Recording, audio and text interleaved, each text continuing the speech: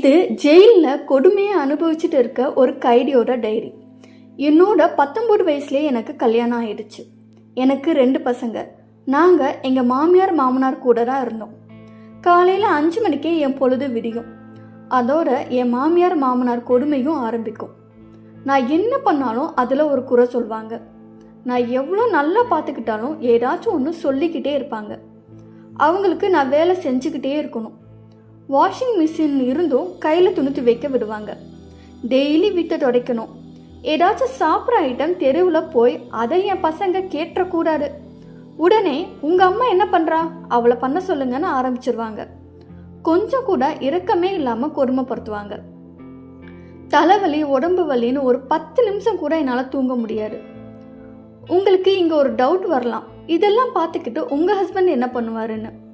அவரும் அவரோட பங்குக்கு நான் சமைச்சு வச்சதில் குறை சொல்வார். சமைக்க தெரியலன்னு அசிங்கமாக திட்டுவார். இதில் என் பசங்க ஏதாச்சும் தப்பு பண்ணிட்டா அதுக்கும் நான் தான் திட்டு வாங்கணும், சரியாக வளர்க்க தெரியலன்னு. அவரை மீறி நான் ஏதாச்சும் பேசிட்டா அவ்வளோதான், ஒரே அடி ஓட தான். இதில் என் மாமியார் ஏதாச்சும் சொல்லிட்டா உடனே அவளை வீட்டை விட்டு அனுப்புமா, நான் வேறு கல்யாணம் பண்ணிக்கிறேன்னு ஆரம்பிச்சிருவார். இதெல்லாம் கேட்டு கோவம் வந்து வீட்டை விட்டு வந்துடலான்னு தோணும். பட் எங்கே போவேன்? அம்மாவும் இல்லை, அப்பாவும் இல்லை, 2 அண்ணா மட்டும்தான். ஸோ அண்ணி கொடுமை. அங்கேயும் போக முடியாது. சுயமாக நிற்க படிப்பும் இல்லை. அதனால் எருமை மாட்டு மேலே மழை பெஞ்ச மாதிரி என்ன திட்டினாலும் அடித்தாலும் வாங்கிட்டு எல்லா தப்பும் ஏன் மேலே தானும் ஒத்துக்கிட்டு வர்றதை தவிர வேறு வழி இல்லை. உண்மையாக சொல்லணும்னா எனக்கு என் மாமியாரை பார்த்துக்கிறதுல ஒரு கஷ்டமும் இல்லை. அவங்களுக்கு தலைவலி கால்வலின்னு சொன்னால் உடனே கால் அமுக்கி விடுவேன்.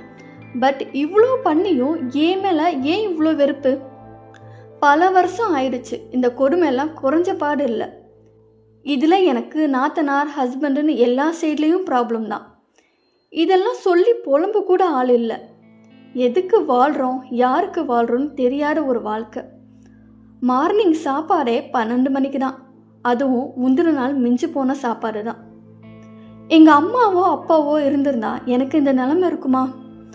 ஆறுதல் கூட இல்லாமல் தவிச்சுக்கிட்டு இருக்கேன்.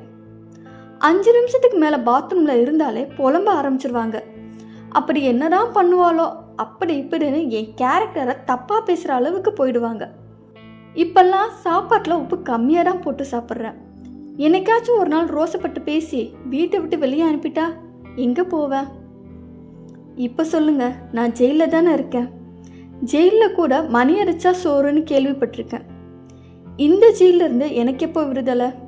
இந்த மாதிரி இவங்களோட டைரி இங்கே முடியுது. எனக்கு தெரிஞ்சு நல்ல மாமியாருக்கு நல்ல மருமக அமைகிறதில்ல, நல்ல மருமகளுக்கு நல்ல மாமியார் அமைகிறதில்ல, நல்ல புருஷனுக்கு நல்ல ஒய்ஃப் அமைகிறதில்ல, நல்ல ஒய்ஃபுக்கு நல்ல ஹஸ்பண்ட் அமைகிறதில்ல. இந்த கடவுளுக்கு நல்லவங்க மேலே என்னதான் அப்படி ஒரு கோவமோ, நல்ல மனசு உள்ளவங்களை இப்படி போட்டு சாகடிக்கிறாரு. இந்த மாதிரி உங்கள் ஃபீலிங்ஸை என்கிட்ட ஷேர் பண்ணிக்க ஸ்க்ரீனில் தெரிகிற இந்த மெயில் ஐடிக்கு மெயில் அனுப்புங்க. பெயர் தேவையில்லை, முகம் தேவையில்லை. உங்கள் ஃபீலிங்ஸை ஷேர் பண்ணிக்க நாங்கள் இருக்கோன்ற ஒரு நம்பிக்கை போடும். தேங்க்யூ.